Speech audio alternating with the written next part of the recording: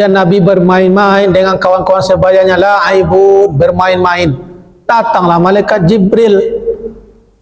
Ketika itu ditariknya ditariknya Nabi Muhammad, kemudian dibelahnya dadanya. Nampak oleh kawan-kawannya sebaya. Ditanya, disampaikan, dilaporkan kepada Halimah. Bunda Halimah, Muhammad telah dibunuh. Kagetlah Halimah. Anak bukan anak kita, sudah dibunuh pula. Ternyata waktu itu datang malaikat, dibelah dada Nabi, dibersihkan hatinya. Itulah pembelan dada yang pertama, umur 4 tahun. Kemudian Halimah ini risau, dia khawatir. Suatu saat, satu masa terjadi mungkin hal yang tidak diinginkan, maka Muhammad dikembalikan oleh Halimah kepada ibundanya tercinta. Kembali kepada Siti Aminah. Nah, baru lanjut kita.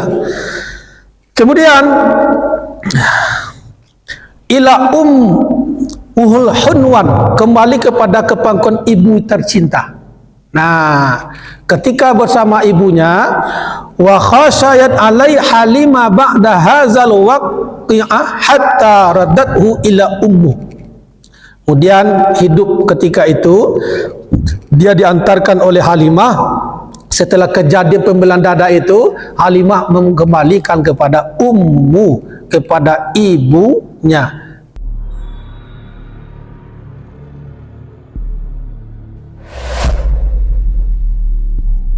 Assalamualaikum warahmatullahi wabarakatuh. Apa kabar Bapak, Ibu-ibu, sehat Bu? Alhamdulillah. Mudah-mudahan kita semuanya sehat walafiat. Amin. Alhamdulillah. Alhamdulillahilladzi arsala rasulahu bil huda wa dinil haqq liyuzhirahu 'alad dini kullihi walau karihal musyrikun walau karihal munafiqun. Asyhadu la ilaha illallah, asyhadu anna Muhammadar Rasulullah sallallahu alaihi wasallam allazi la nabiyya ba'da. Rabbi shrah li sadri wa yassir li amri wahlul 'uqdatam min lisani yafqahu qawli. Tiada ungkapan yang paling indah kecuali rasa syukur kehadirat Allah yang Maha Kuasa, yang senantiasa terus-menerus mencurahkan, melimpahkan rahmat, ridho, kasih sayangnya untuk kita semua yang hadir pada pagi hari ini, sehingga badan sehat, umur panjang, sukses dan lancar dalam menjalani setiap aktivitas dan rutinitasnya. Salawat dan salam buat baginda Nabi besar Muhammad sallallahu alaihi wasallam dengan ucapan Allahumma sholli ala sayyidina Muhammad wa ala ali sayyidina Muhammad. Mudah-mudahan dengan banyak bersalawat kepada baginda Nabi Muhammad sallallahu alaihi wasallam kita mendapatkan syafaatnya, kita mendapatkan naungan, kita mendapatkan pertolongan yang dimulai baginda Nabi besar Muhammad sallallahu alaihi wasallam.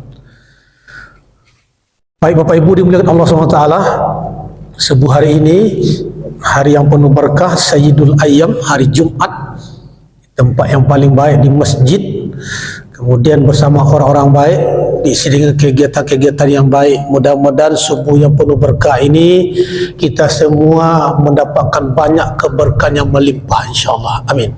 Badan sehat, umur panjang, urusan diberi kemudahan, diberikan kelapangan rezeki, anak kita soleh dan solehah. Mudah-mudahan semua itu Allah berikan untuk kita semua. Baik, pada subuh hari ini kita akan melanjutkan kajian kita, yaitu tentang Sirah Nabawiyah.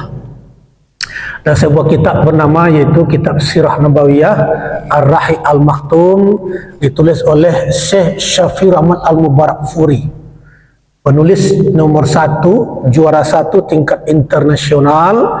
Dikumpulkan penulis-penulis Sirah Nabawiyah seluruh dunia, maka juara satunya Syekh Syafi'i Rahmat Al-Mubarakfuri dari India.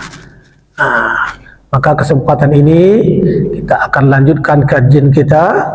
Jumat lalu kita sudah menjelaskan bagaimana hari, kapan hari, waktu, tanggal, bagaimana beliau lahir, bagaimana terjadi keunikan, keajaiban ketika beliau lahir. Nah, Bapak Ibu dimuliakan Allah SWT, kita review sedikit. Nabi Muhammad SAW lahir pada hari Senin, ya, pendapat paling kuat itu 12 Rabiul Awal 571 Masehi. Ketika beliau lahir itu, tak kala bayiku lahir, kata ibunya Aminah, fakharaja, keluar cahaya, bahkan cahaya itu menyinari gedung-gedung sampai ke Syam, sampai ke negeri Syam. Nah, ada keunikan terjadi pada waktu itu. Di antaranya itu barcode atau gedung-gedung sembahan orang non-muslim jatuh sampai 10 biji rumah tempat ibadah jatuh.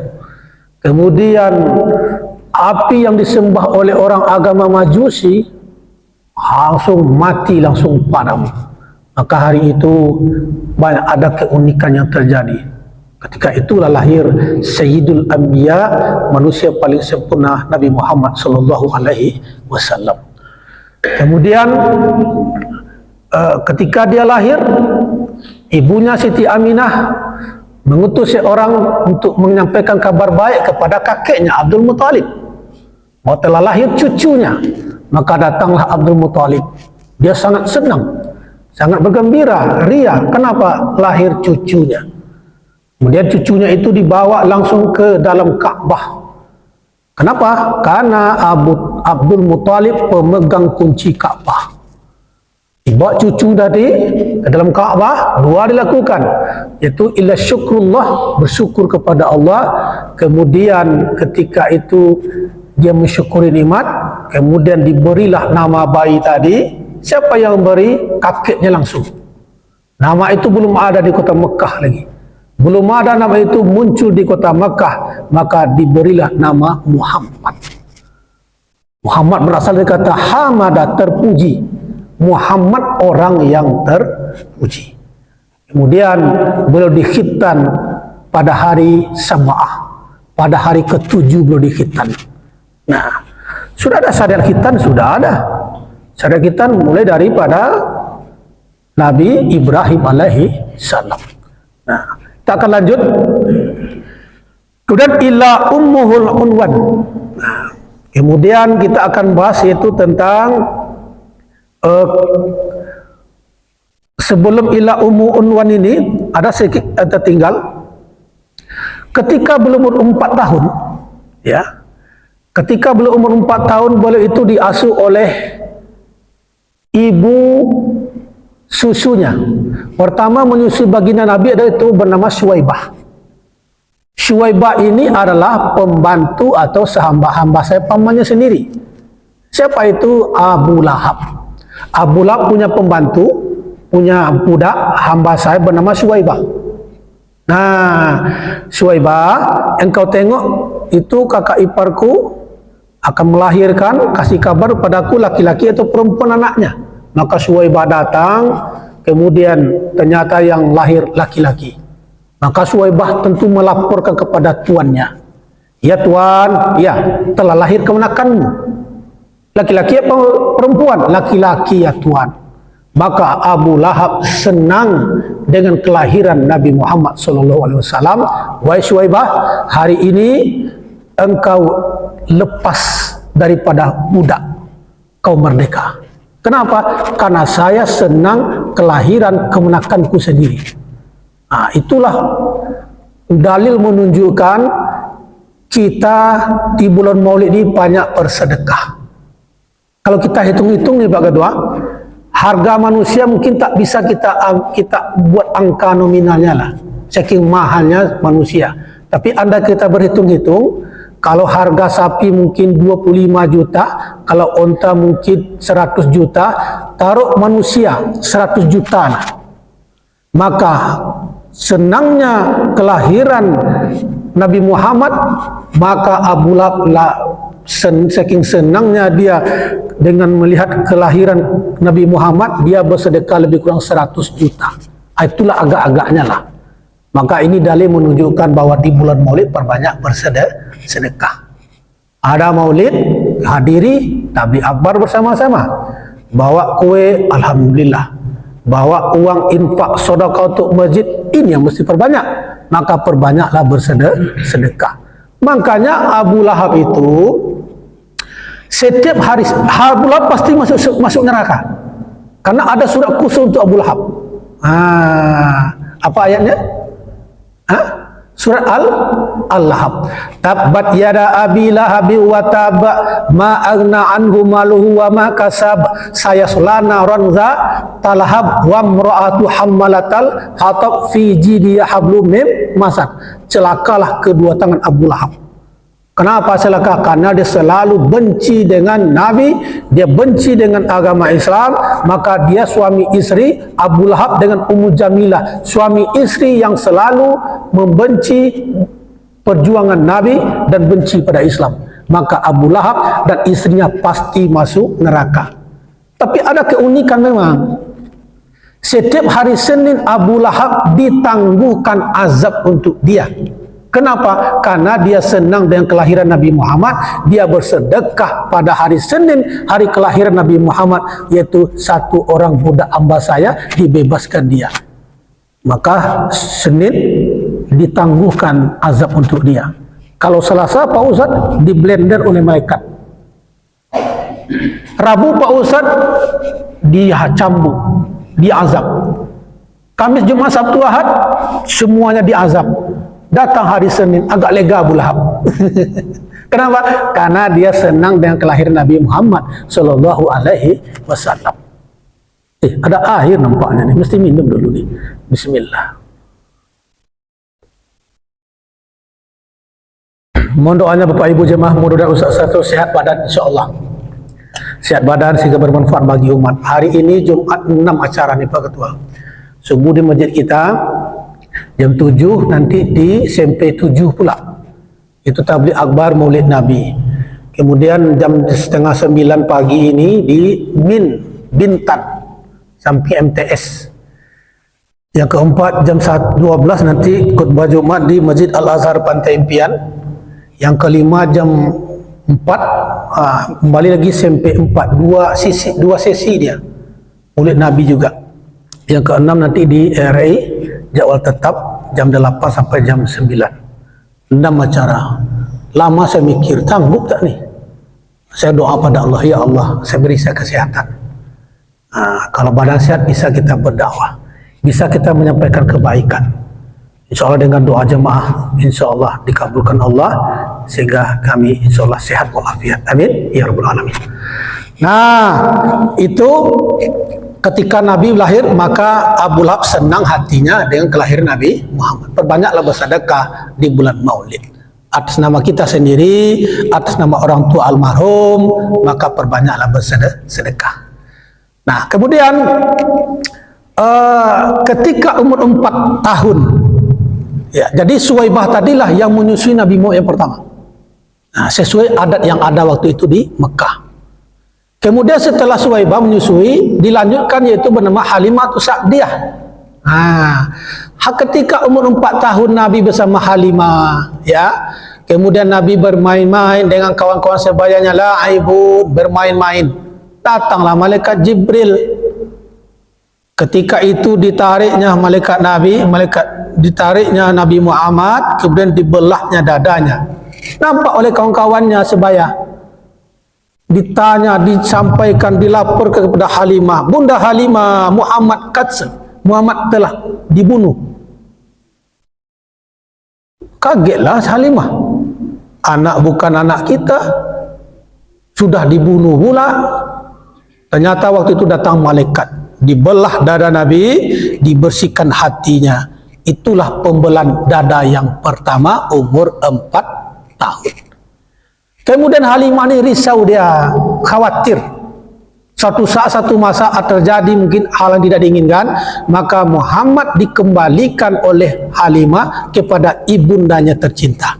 Kembali kepada Siti Aminah. Nah, baru lanjut kita. Kemudian ila Uhul Hunwan, kembali kepada kepangkuan ibu tercinta. Nah, ketika bersama ibunya, wa khasyayat alai Halimah ba'da hadzal waqt ruqi'ah hatta radathu ila ummu. Kemudian hidup ketika itu dia diantarkan oleh Halimah. Setelah kejadian pembelaan dada itu, Halimah mengembalikan kepada ummu, kepada ibunya. Fakana inda ummuhu ila an balagha wara'at Aminah wafa'a li dzikri zaujaha ar-rihala.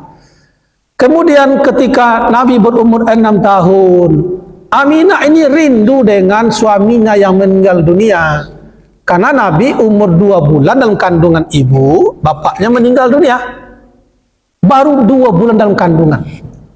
Jadi Nabi tak sempat berjumpa dengan ayah. Bagaimana rupa wajah, bagaimana tatapan mata, bagaimana fisik ayahnya, tak pernah jumpa dengan Nabi Muhammad. Maka anak-anak kita berbanggalah, senanglah, bersyukurlah. Orang tua ayahnya masih hidup, alhamdulillah. Tapi berbeda dengan Nabi, tak pernah berjumpa dengan ayahnya.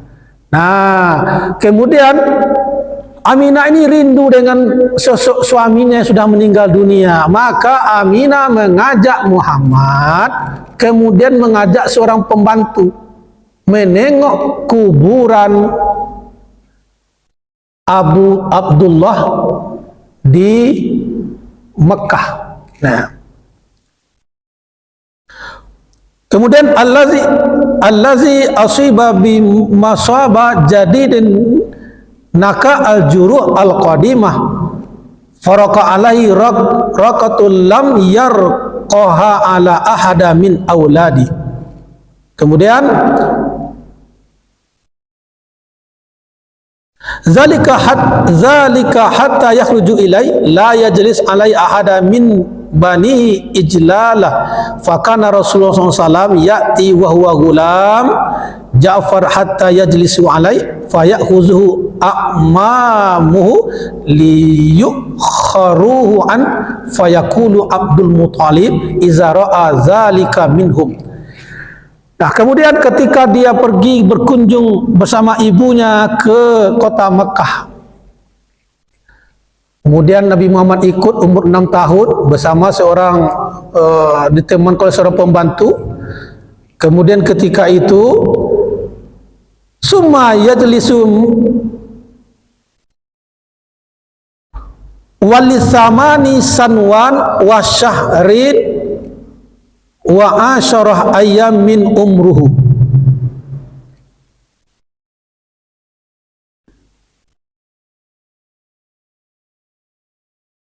Belum. Summa yajlisu ma'ahu ala farashahu wa yamsahu zahara biyadihi wa yusarrihu ma yura yasna. Nah, ketika beliau sampai di Mekah menengok kuburan ayahnya, ya, kemudian dia balik ke Mekah lagi, ya, menempuh jarak waktu itu 500 kilometer. Perjalanan dari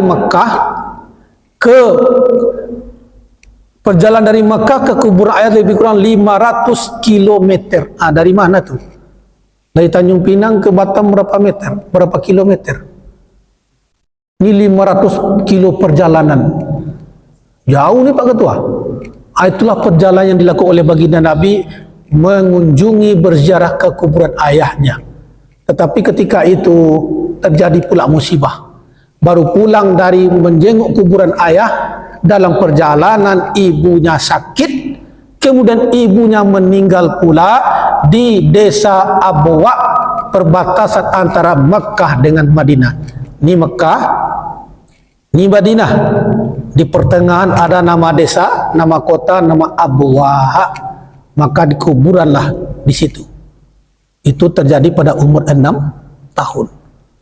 Sudahlah baru pulang menengok kuburan ayah, baru lepas rindu menengok kuburan ayah, dalam perjalanan ibu sakit, kemudian ibunya wafat, dikuburkan di desa Abwa, perbatasan Mekah dan dengan Madinah. Nah, meninggallah ibunya. Maka yatim piatu. 6 tahun ditinggal ibu, umur 2 bulan ditinggal ayah.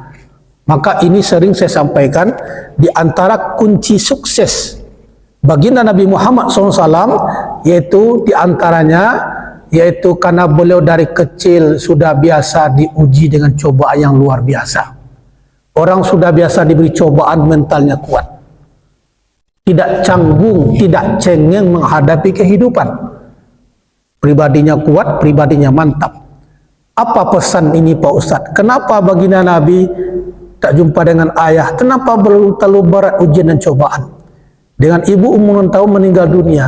Di antara rahasianya itu, Allah ingin, hai Muhammad, engkau bergantung kepada ayahmu, ayahmu sudah meninggal. Engkau bergantung kepada ibumu telah tiada, engkau umur 6 tahun. Aku ingin engkau jangan bergantung kepada manusia. Aku ingin engkau bergantung hanya kepadaku. Aku ingin engkau hanya minta tolong hanya kepadaku. Aku ingin engkau hanya berharap hanya kepadaku. Itulah pesan-pesan rahasia untuk Nabi Muhammad SAW. Maka kalau kita banyak bergantung kepada manusia, banyak ujung-ujungnya kecewa. Betul. Bergantung kepada orang kaya, banyak kita kecewa. Bergantung kepada jenderal, dia akan pensiun. Bergantung kepada tiang, dia akan roboh.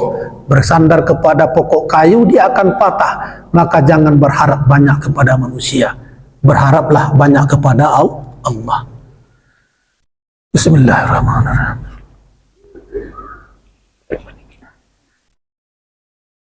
Nah, kemudian meninggal ibunya, kemudian diasuh oleh siapa lagi? Diasuh oleh kakeknya. Ila ummuhu syafiq, kembali kepada pangkuan kakek tercinta. Umur 6 tahun bersama kakek lagi.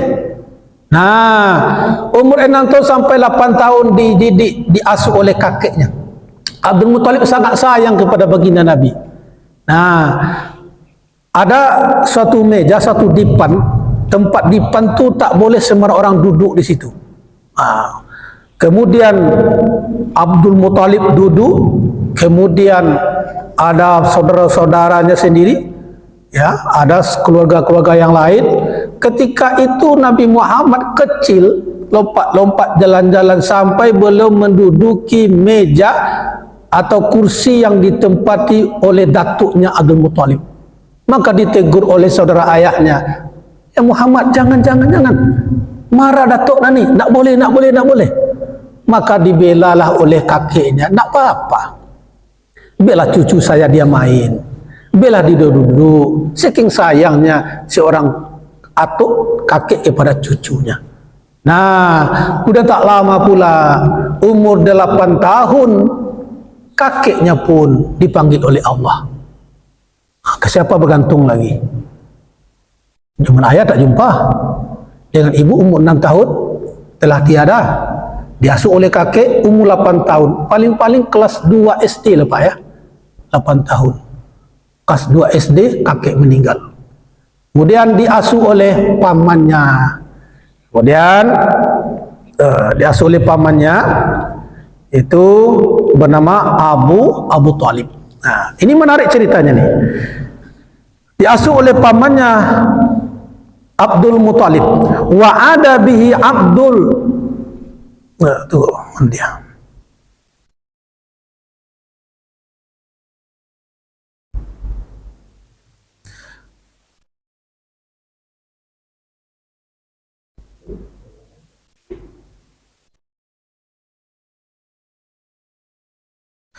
Kemudian bersama Abu Thalib, tak kala berumur dikurang 12 tahun, maka Abu Thalib itu seorang pedagang tijar, dia berbisnis dari Arab, berbisnis ke Syam. Syam itu sekarang 4 negara: Syria, Palestina, Yordania, Lebanon. Dulu satu negara, Syam namanya. Maka dari Mekah pergilah, diajak kemenakannya tadi untuk berdagang. Ini menarik. Maka ketika beliau berjalan menuju ke Syam, berjumpa dengan Bahirah, seorang pendeta. Ketika itu pendeta tak keluar dari tempat ibadahnya.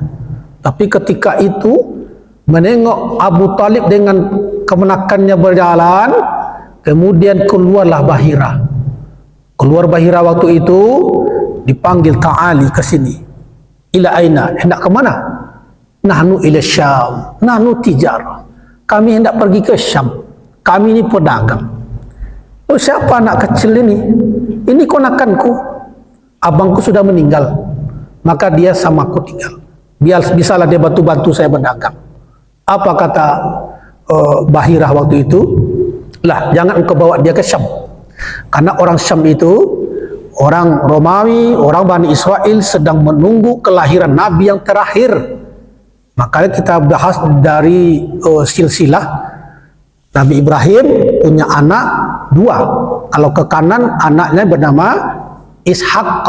Kalau ke kiri punya anak Nabi Ismail. Ibrahim, Ishak, Ishak punya anak Yakub, Yakub punya anak yaitu Yusuf, Yusuf punya saudara 11 diantaranya Yahuza. Yahuza punya cucu cicit ke bawah menjadi Nabi Allah. Nabi Daud, Nabi Sulaiman, Nabi Musa, sampai Nabi Isa. Ini Nabi Allah semua nih. Keturunan Israel, keturunan Yahudi. Nah, sedangkan Nabi Muhammad di sini, Ibrahim punya anak Ismail. Jalur kiri dia. Ismail sampai ke bawah, mulai hadis yang sahih Adnan. Adnan sampailah ke bawah kepada Nabi Muhammad. Nabi Muhammad punya ayah Abdullah. Abdullah punya ayah bernama itu Abdul Muttalib. Abdul Muttalib punya ayah itu Hashim. Hashim punya ayah bernama Abdul Manaf. Abdul Manaf punya ayah Qusay. Qusay sampai ke Kilab, sampai ke Murrah, sampai ke Malik, sampailah ke Adnan. Dari Adnan sampai ke atas, sampai ke Ismail alaihi salam. Ini 2 jalur yang berbeda. Maka mereka yakin orang-orang dari Syam tadi menunggu kelahiran Nabi dari golongan dari kaum mereka. Wajar-wajar saja Pak, secara logika, betul? Nah, kalau kau ke sana nanti berjumpa dengan orang-orang ini, tahu dia nanti akan dibunuhnya anak ini. Kenapa? Tadi aku keluar, aku tengok ada 2 tanda. Ketika aku berjalan tadi, ada 2 aku tengok. Pertama, batu-batu sujud kepada anak kecil ini. Yang kedua, pokok-pokok kayu sujud, tunduk kepada anak kecil. Ada 3 tandanya. Yang ketiga adalah ada itu awan yang selalu mengikuti kepada anak kecil ini kemana pergi. Ada 3 tanda. Batu sujud, pokok kayu sujud, ada awan yang mengikuti baginda Nabi. Lalu aku baca dalam kitab kami baca itu tanda-tanda kepada seorang menjadi Rasul Allah nanti. Dia akan menjadi pemimpin alam nanti. Jadi dia jadi Nabi Allah nanti. Jadi Nabi Allah. Oh, kalau itu bawa lagi ke Mekah. Jangan bawa ke Palestina, jangan bawa ke Syam. Nanti tahu orang-orang Bani Israel dibunuhnya anak kecil ini. Itu terjadi ketika Nabi pergi berdagang ke negeri Syam, tak jadi. Ini menarik sekali kita bahas.